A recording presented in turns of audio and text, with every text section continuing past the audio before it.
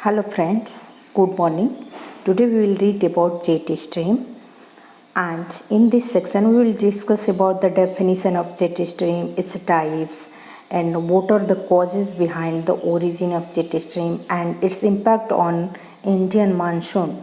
So first of all we will start with the definition. A definition is given by Cambridge Dictionary, and according to definition, a narrow current of strong winds high above the earth that move from west to east.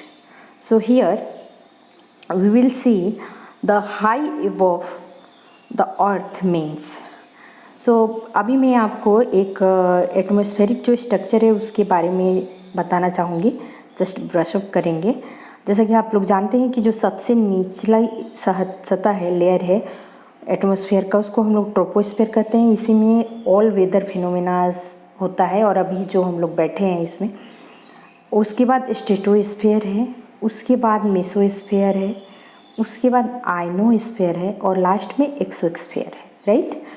तो जो ये stratosphere troposphere के बीच में एक transition होता है phase, जिसमें आप देखेंगे कि ये मतलब ट्रोपोस्फेयर का जो कैरेक्टरिस्टिक है वो पॉज हो जाता है. बेसिकली मीन्स ट्रांजिशन फेज है. तो जो ये विंड ब्लोज करता है वो बेसिकली जेट स्ट्रीम इसी ट्रोपोपॉज में ब्लोज करता है. राइट. और जैसे कि हम लोग जानते हैं कि ट्रोपोस्फेयर है, इसकी हाइट 8 से लेकर 18 किलोमीटर तक है. ठीक है. और आप जानते हैं कि ये वेरिएशन बिकॉज ऑफ इक्वेटर और पोल के चलते हो रहा है, जो कि इक्वेटर पे बल्ज है, यहाँ पे ये हाइट कम है और यही हाइट इधर 18 किलोमीटर तक पोल पे है. राइट. तो इतना समझने के बाद हम लोग और आगे देखते हैं कि एक और चीज़ है. आप देखेंगे कि वेस्ट टू ईस्ट डायरेक्शन में ये मूव करता है. ये बेसिकली अपर लेयर में वेस्टर्ली विंड है, तो ये ऑलवेज वेस्ट टू ईस्ट करता है. कुछ एक्सेप्शंस हैं इसके, और जो एक्सेप्शन है उसके लिए हम लोग बाद में डिस्कस करेंगे कि क्या इसके एक्सेप्शंस हैं. तो जैसा कि आप लोग जानते हैं कि अर्थ जो है अपने एक्सिस पे वेस्ट टू ईस्ट रोटेट होती है. राइट. और अर्थ के रोटेशन से क्या होता है कि एक फोर्स जनरेट होता है. उस फोर्स का नाम है कोरियोलिस फोर्स. और इस फोर्स के चलते क्या होता है, इस रोटेशन से जो अर्थ का एटमॉस्फेयर है, इस पे जो विंड है वो डिफ्लेक्ट होता है. और डिफ्लेक्ट होने से क्या होता है, उस पे कोरियोलिस फोर्स वर्क करता है, और जिसके चलते ये जो विंड है वो नॉर्दर्न हेमिस्फीयर में, सपोज ये इक्वेटर है, ये नॉर्दर्न और ये सदर्न, नॉर्दर्न हेमिस्फीयर में ये क्लॉकवाइज और सदर्न हेमिस्फीयर में ये एंटी क्लॉकवाइज मूव करता है, और ये वेस्ट टू ईस्ट मूव करने लगता है डिफ्लेक्टेड विंड्स. तो इसलिए इसका direction basically west to east है. और जो जेट स्ट्रीम है उसके दो मेन प्रकार हैं, soft tropical jet stream and polar jet stream. लेकिन ये दोनों हेमिस्फीयर में पाया जाता है. तो आप एक तरह से ये भी कह सकते हैं कि इसके 4 प्रकार हो गए: soft tropical jet stream in northern hemisphere, and polar jet stream in northern hemisphere, and the same in southern hemisphere. There is also a local jet stream, so we will discuss about this. What is this? Right. In next slides. So let's move. You can see actually this diagram shows that कि कैसे jet stream की उत्पत्ति कैसे होती है. और ये diagram मैंने हाथ से बनाया है, आप भी इसको बना सकते हैं. तो सबसे पहले हम लोग ये देखेंगे, जैसा कि आप पहले भी जानते हैं कि जो एयर सर्कुलेशन है अर्थ पे वो 3 सेल्स बनाते हैं. तो ये 3 सेल्स के बारे में थोड़ा सा हम लोग जानेंगे, जो कि इस सेल्स से ही पोलर जेट स्ट्रीम के ओरिजिन या सब ट्रॉपिकल जेट स्ट्रीम का ओरिजिन संबंधित है. तो आइए सबसे पहले सेल्स के बारे में देखें.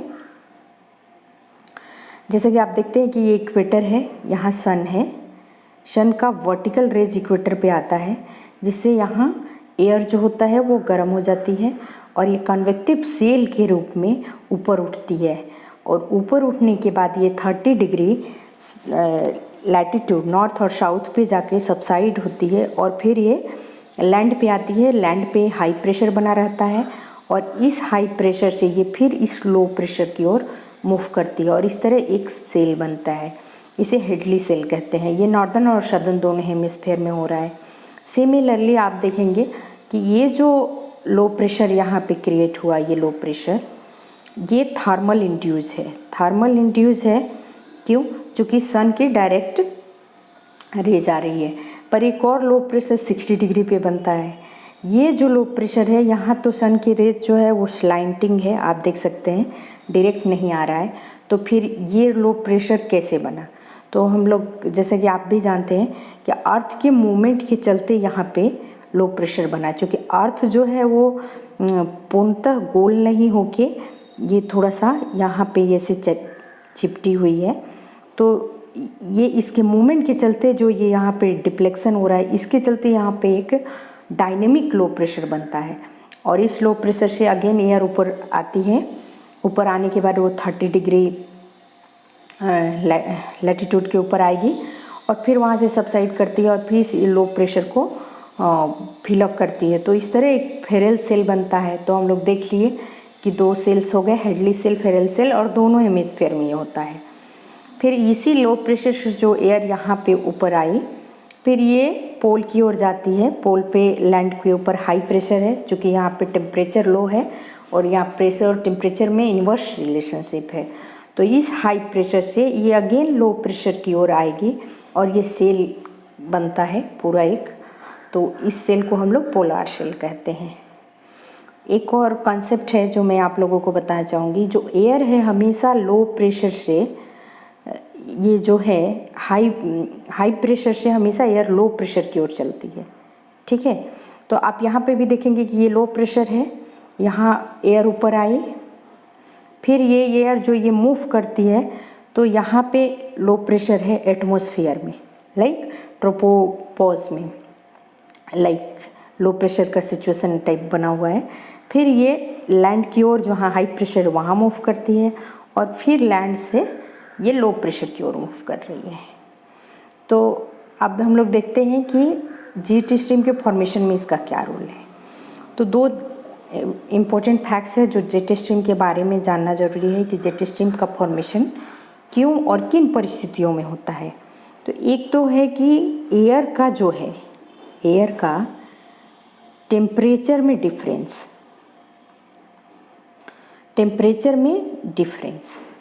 राइट, और एयर के प्रेशर में डिफरेंस। आप जानते हैं कि इन्वर्स रिलेशनशिप है। अगर टेम्परेचर हाई है तो प्रेशर लो होगा, लो प्रेशर बनेगा। तो ये जो एयर में टेम्परेचर और प्रेशर का डिफरेंस होता है, इसके चलते ही जेट स्ट्रीम बनता है। तो आइए हम लोग इस फिगर में देखें कि कैसे बन रहा है। ये जो एयर राइज की, ये हॉट एयर है, यहाँ से भी जो एयर राइज की वो कंपैरेटिवली इस एयर के तुलना में जो इक्वेटर से उठी है, ये 60 डिग्री वाला जो एयर है उसका टेम्परेचर लो है। तो ये एयर यहाँ सबसाइड करेगी और ये हॉट एयर है तो ये इसके ऊपर आ जाएगी। तो यहाँ एक तरह से एयर पाइलअप हो जाएगा, बहुत एयर इकट्ठा हो जाएगा और इकट्ठा होने से ही यहाँ उसमें एक स्पीड जनरेट हो जाएगा और अर्थ के मूवमेंट से कोरियोलिस फोर्सेस पे काम करेगा और फिर ये west to east high speed से मूव करने लगता है, जिसको हम लोग वेस्टर्ली जेट स्ट्रीम कहते हैं। सिमिलर कंडीशन आप देखेंगे कि 60 डिग्री के ऊपर भी हो रहा है। ये 60 डिग्री से एयर उठी, ये जो एयर आई यहाँ से पोलर रीजन से, ये भी यहाँ से जो उठी, तो आप देखेंगे कि 60 डिग्री और पोलर रीजन से आई, उनके टेम्परेचर और प्रेशर में डिफरेंस होगा। अगेन यहाँ एयर मिक्सअप नहीं हो पाता है और मिक्सअप नहीं हो पाने के चलते ये एयर डाइवर्ज होने लगता है। डाइवर्ज होने के प्रोसेस में यहाँ एयर थोड़ा पाइलअप इकट्ठा भी हो जाता है। तो वहाँ एक एयर का एक प्रेशर क्रिएट हो जाता है और प्रेशर के साथ ही साथ उस अर्थ के मूवमेंट के चलते उसकी एक डायरेक्शन वेस्ट टू ईस्ट होने लगता है, कोरियोलिस फोर्स उस पर वर्क करने लगता है और ये हाई स्पीड का एयर यहाँ पे अर्थ के चारों तरफ तेज़ी से मूव करने लगता है। इसी को हम लोग जेट स्ट्रीम कहते हैं। तो आप देखेंगे कि जेट स्ट्रीम जो हो गया वो हमारा एक पोलार हो गया और एक सब ट्रॉपिकल जेट स्ट्रीम हो गया, राइट। और ये वेस्ट टू ईस्ट मूव कर रहा है, वेस्ट टू ईस्ट मूव कर रहा है। ये दोनों ही हेमिस्फीयर में होता है। और ये हम लोग इसके कुछ कैरेक्टरिस्टिक्स भी देखें कि क्या है। तो अभी हम लोगों ने देखा कि ये ट्रोपोस्फीयर की जो हाइट है वो रफली 9 to 16 या 8 to 18 किलोमीटर है। और ये ट्रोपोपॉज में पाया जाता है जेट स्ट्रीम, और उसकी स्पीड जो है वो ऑन एन एवरेज 110 किलोमीटर से 190 किलोमीटर है। और कभी कभी वो 450 किलोमीटर भी विंटर सीजन में हो जाता है, क्योंकि विंटर सीजन में जो एयर के टेम्परेचर में और कंट्रास्ट हो जाता है, जिसके चलते वो मिक्सिंग एयर पाइलअप होता है और फिर वो मिक्सिंग नहीं होने के चलते ये स्पीड काफ़ी बढ़ जाती है। डायरेक्शन भी हम लोग देख चुके कि वेस्ट टू ईस्ट क्यों है। इसका जो विड्थ है वो 100 किलोमीटर होता है और डीप जो डेप्थ है वो फ्यू किलोमीटर तक होता है। ये दोनों हेमिस्फीयर में पाया जाता है जेट स्ट्रीम। ये फॉलो द प्रेशर ग्रेडियंट और टेम्परेचर है। ये एक फैक्ट्स है जो हम लोग थोड़ा सा इसके बारे में जानेंगे कि ये जो हमारे लैंड के ऊपर टेम्परेचर है और प्रेशर ग्रेडियंट है वो सीजनली और चेंज होते रहता है। इवन विद इन सीजन में भी ये चेंज होते रहता है। ये टेम्परेचर के डिफरेंस होने से ये चेंज होता है। और ये जो जेट स्ट्रीम है ये प्रेशर ग्रेडियंट को फॉलो करता है और टेम्परेचर को। तो ऐसे क्या होता है कि ये ऐसे सीध में नहीं चल के ऐसे चलने लगता है। ये प्रेशर और टेम्परेचर के डिफरेंसेस के चलते हो रहा है। इस तरह की आकृति के हम लोग मियांडर कहते हैं। आप पहले भी रिवर के केस में पढ़े होंगे कि रिवर जैसे ही प्लेन में एंटर करती है तो वो मियांडर फीचर बनाती है। वो मतलब जिग जैग टाइप की चलने लगती है, सीधे नहीं बहती है। और एक और कंसेप्ट है यहाँ पे आप देखेंगे रोसवी वेव। ये एक्चुअली एक साइंटिस्ट के नाम पे है। ये जो मियांडर बन रहा है वो कभी कभी ये होता है कि ये अलग हो जाता है, फिर एयर ऐसे मूव करने लगती है। तो ये अलग हुए पार्ट को ही हम लोग रोसवी वेव का कहते हैं। अब आइए हम लोग देखते हैं कि इंडियन मानसून पे क्या इम्पैक्ट है जेट स्ट्रीम का। तो आप देख सकते हैं कि onset of south west monsoon इससे प्रभावित हो रहा है। मानसून में एक ब्रेक हो जाता है, मीन्स 1 वीक 10 डेज बारिश नहीं होगी। Withdrawal of south west monsoon का भी जेट स्ट्रीम का प्रभाव है इस पर। और वेस्टर्न डिस्टर्बेंस जो होता है उसका भी प्रभाव है, तो उस पर वो भी प्रभावित होता है। तो आइए एक एक करके हम लोग इसके बारे में देखें। ये जेट स्ट्रीम है। अब जैसे कि हम लोग देखें कि सब ट्रॉपिकल जेट स्ट्रीम जो है वो उसका लोकेशन 30 डिग्री नॉर्थ और साउथ लैटिट्यूड है। और आप जानते हैं कि इंडिया का लोकेशन 37 डिग्री तक का है नॉर्थ में। तो यहाँ पे ये ऐसे जेट स्ट्रीम मूव करता है और ये मेन ब्रांच है जेट स्ट्रीम का जो विंटर का है, राइट। समर में आप देख रहे हैं कि ये ब्रोकन है। ये समर में जेट स्ट्रीम हिमालय के नॉर्दर्न पार्ट में शिफ्ट हो जाता है, लाइक समर में। और समर मतलब मानसून, ऑनसेट ऑफ मानसून के टाइम में।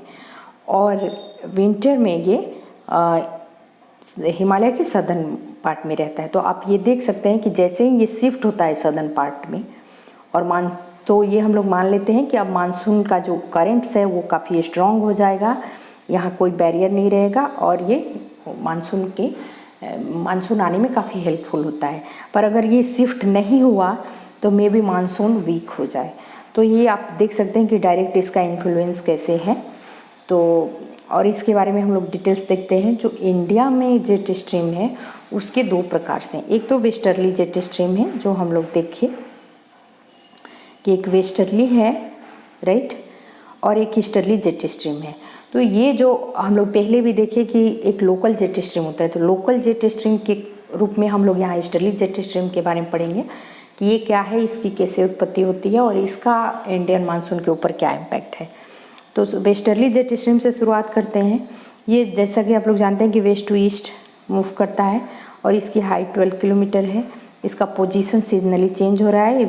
ये विंटर में सदर्न स्लोप पे चला जा रहा है हिमालय के, और जैसे ही एडवेंट ऑफ मानसून होता है ये नॉर्थ में शिफ्ट हो जाता है। आइए स्टर्ली जेट स्ट्रीम के बारे में देखें। इसका थोड़ा सा हाइट ज़्यादा है, क्योंकि स्टर्ली जेट स्ट्रीम जो होता है उसका ओरिजिन प्लेस तिब्बतन प्लेटू है। ये अगर हिमालय है, यहाँ तिब्बतन प्लेटू है। आप जानते हैं कि ये 5000 फीट ऊंचाई पे स्थित है, राइट। और समर सीजन में जब Sun Direct line of cancer पे होता है तो सन रेज डायरेक्ट यहाँ पड़ती हैं। हमारे यहाँ समर सीजन होता है और ये जो तिब्बतन प्लेट्यू है वो काफ़ी गर्म हो जाता है और गर्म होने के चलते यहाँ पे एक लो प्रेशर क्रिएट होता है और यहीं पे एटमॉस्फेयर में ट्रोपोपॉज के पास एक एयर पाइलअप हो जाता है और अगर लैंड पे लो प्रेशर बना है तो यहाँ पे एक हाई प्रेशर क्रिएट हो जाता है, ठीक है।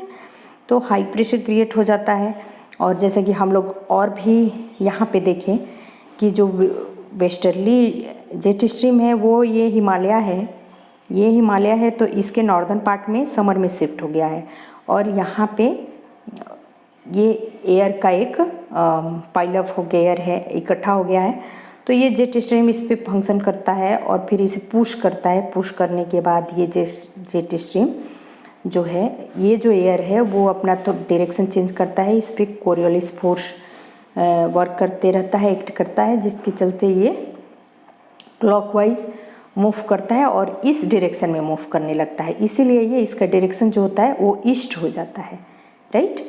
तो इसीलिए हम लोग को इसको ईस्टर्ली जेट स्ट्रीम कहते हैं। और ये जो जेट स्ट्रीम है, ईस्टर्ली जेट स्ट्रीम, वो परमानेंट नहीं है, ये सीजनली है। ये बेसिकली जून के मंथ में फॉर्म होता है, जो कि तभी तिब्बतन प्लेटू गर्म होता है और सितंबर आते आते ये कम होने लगता है और अक्टूबर आते आते ऑलमोस्ट ये वैनिश हो जाता है। तो ये देख सकते हैं आप कि सीजनली ये कैसे चेंज हो रहा है। ये 25 डिग्री नॉर्थ लैटिट्यूड के तक पहुंच जाता है समर सीजन में। अगस्त में 15 डिग्री तक जा रहा है, 15 डिग्री, अगर इंडिया का ये मैप है तो 15 डिग्री तक आ रहा है। फिर आप देखेंगे कि अगेन ये सितंबर में 22 डिग्री तक पहुंच जाता है और फिर अक्टूबर तक ये वैनिश हो जाता है। और इसके बारे में हम लोग डिटेल्स देखते हैं। आप ये देखिए, जो वेस्टर्ली जेट स्ट्रीम है उसका इंडिया में क्या रोल है। वेस्टर्ली जेट स्ट्रीम जो है वो बेसिकली मेडिटेरेनियन सी से होते हुए आता है इंडिया में और विंटर सीजन में ये टेम्परेट साइक्लोन लाता है, जिसके चलते पंजाब, हरियाणा और जो भी नॉर्दर्न स्टेट इंडिया के हैं वहाँ पे बारिश होती है। कभी कभी इंडो गंगेटिक प्लेन में भी होती है। ये क्या होता है कि जो मेडिटेरेनियन सी में, आप जानते हैं कि मेडिटेरेनियन सी में विंटर में ही बारिश होती है और वहाँ टेम्परेट साइक्लोन के चलते बारिश होती है। उस साइक्लोन को ये खींचकर इंडियन प्लेन तक लाता है और फिर इंडिया में बारिश होती है। जो कि इसमें क्या होता है बेसिकली कि लैंड पे तो टेम्परेट साइक्लोन रहता है मेडिटेरेनियन सी में, फिर ऊपर में जेट स्ट्रीम मूव करता है तो ये नीचे वाले विंड को भी प्रेशर पुश करता है और पुश करते हुए अपने साथ साथ ये इसे इंडिया तक लाता है। तो ये जो विंड है वो केवल विंटर में ही नहीं रहता है। आइए देखते हैं कि समर में इसका क्या रोल है। समर में वेस्टर्ली जो जेट स्ट्रीम होता है वो ब्रिंग्स वायलेंट डस्ट स्टॉर्म इन नॉर्थ वेस्ट इंडिया, जिसको नॉर्थ ईस्ट इंडिया में हम लोग नॉर्वेस्टर भी कहते हैं। और इसका फिर आप देख लिए कि विंटर में क्या रोल है, फिर इसका समर में क्या रोल है और फिर मानसून सीजन में ये जो शिफ्ट हो जाता है नॉर्थवर्ड, इसके चलते मानसून का आना लगभग तय हो जाता है और काफ़ी स्ट्रॉन्ग रहता है। तो ये इसका रोल है। इसके अलावा आप देखेंगे कि जैसे ये हिमालय है और ये यहाँ पे समर में शिफ्ट हो गया। कभी कभी ये आप देख सकते हैं कि ईस्टवर्ड मूव करने लगता है और यहाँ तक आ जाता है, जिसके चलते क्या होता है कि जो मानसून करंट है जो इधर से आ रहा है वो वीक हो जाता है। और इस वीक होने के चलते क्या होता है कि 10 डेज 1 वीक बेसिकली अगस्त के फर्स्ट वीक में मानसून में गैप हो जाता है, बारिश रुक जाती है। और ये आप देखेंगे कि ये यूपी बिहार में ऑब्जर्व किया जाता है इस तरह का फिनोमेना कि एक सप्ताह 10 दिन बारिश नहीं हुई। तो इस तरह आप देख रहे हैं कि वेस्टर्ली जेट स्ट्रीम का क्या क्या रोल है। ये विंटर रेन में इसका रोल है, जो वेस्टर्ली डिस्टर्बेंस के नाम से हम लोग जानते हैं। फिर इसका रोल आप देख रहे हैं कि नॉर्वेस्टर को लाने में है। इसका रोल कैसे शिफ्ट होने के चलते ऑनसेट ऑफ मानसून में है। फिर ये ब्रेक इन द मानसून जो हो रहा है उसमें है। अब आइए ईस्टर्ली जेट स्ट्रीम के बारे में देखें कि ये क्या है। तो ईस्टर्ली जेट स्ट्रीम है, जैसा कि हम लोग अभी देखें कि ये ओरिजिन होता है। एक्चुअली ये इसका जो कॉन्सेप्ट है वो कोटेश्वरम एंड PR कृष्णन ने दिया था 1952 में, और ये इंडियन साइंटिस्ट हैं। ये इन्होंने पहली बार ऑब्जर्व किया था कि जेट स्ट्रीम इंडिया के ऊपर ईस्टर्ली हो जाती है और कुछ ही समय के लिए होती है। और जैसा कि हम लोग देखिए भी कि ये कैसे एयर सर्कुलेशन को, अपर एयर सर्कुलेशन को के पैटर्न को चेंज कर देती है कि हाई प्रेशर से लो प्रेशर होने लगता है, और फिर कैसे ये ऑनसेट ऑफ इंडियन मानसून में इसका रोल है। और हम लोग डिटेल्स एक मैप के थ्रू देखेंगे। ये इस मैप को आप देखिए केयरफुली। हम लोग जैसा कि देखें ये तिब्बतन प्लेटू है। ये समर में लो प्रेशर बन गया, ठीक है, हीट हुआ, ये ऊपर उठा, यहाँ पे एयर पाइल अप हो गया, एक वॉल बन गया, और ये एक हाई प्रेशर है। जेट स्ट्रीम इस पे वो कर रहा है, प्रेशर डाल रहा है। फिर ये इधर टर्न ले रहा है, और टर्न लेने के बाद क्लॉकवाइज कोरियोलिस फोर्स इस पे कम कर रहा है। फिर ये ऐसे इंडिया को क्रॉस करते हुए इक्वेटर को क्रॉस करता है। यहाँ पे इक्वेटर को क्रॉस करने के बाद मेडागास्कर के पास एक मैस्करीन आइसलैंड है, ठीक है। वो मैस्करीन आइसलैंड पे क्या होता है कि लैंड के ऊपर लो प्रेशर बना रहता है, और मैस्करीन आइलैंड के अपर पार्ट में ट्रोपोस्फेयर में, ट्रोपोपॉज के पास लैंड के ऊपर आप देख सकते हैं कि यहाँ लैंड के ऊपर हाई प्रेशर बना रहता है, और ट्रोपोपॉज में ऊपर में लो प्रेशर बना रहता है। तो ये जो यहाँ पे लो प्रेशर है, एयर राइज करने के बाद आप यहाँ हाई प्रेशर होगा। फिर हाई प्रेशर से हवा मूव कर रही है यहाँ एटमॉस्फेयर के अपर पार्ट में, जहाँ पे लो प्रेशर बना हुआ है, और फिर ये यहाँ से ये लैंड पे सबसाइड करती है। लैंड पे हाई प्रेशर है मैस्करीन आइसलैंड के पास। ये हाई प्रेशर क्या होता है कि फिर यहाँ से ये हवा जो होती है वो इक्वेटर को क्रॉस करती है, और फिर कोरियोलिस फोर्स के इम्पैक्ट में आकर ये क्लॉकवाइज मूव करती है, और मूव करने के चलते ये जो साउथ वेस्ट मानसून है इसको ये पुश करती है और स्ट्रॉन्ग बनाती है, और पुश करने से ये इंडिया तक पहुंचती है। और बेसिकली इंडिया तक यहाँ तक ये पहुंचती है क्योंकि यहाँ लो प्रेशर बना हुआ है और यहाँ लैंड पे हाई प्रेशर है। मैं एक बार फिर से रिपीट करूँगी, मैस्करीन आइसलैंड जो आइलैंड है, मैस्करीन आइलैंड के पास जो है मैस्करीन आइलैंड के पास लैंड के ऊपर हाई प्रेशर है। अब इस हाई प्रेशर से यहाँ इंडिया के ऊपर लो प्रेशर पे जो है लो प्रेशर की ओर हवा मूव करती है। तो ये जो जेट स्ट्रीम है यहाँ सबसाइड किया है, और ये इसको पुश कर रहा है, और पुश करके और स्ट्रॉन्ग बना रहा है, और यहाँ तक इसको पहुँचाने में इसका रोल है। तो ये हम लोग देख सकते हैं कि क्या ईस्टर्ली जेट स्ट्रीम का क्या रोल है। और फिर ये आप देख रहे हैं कि कैसे कैसे ये सीज़न वाइज शिफ्ट कर रहा है। तो ये this is all about jet stream.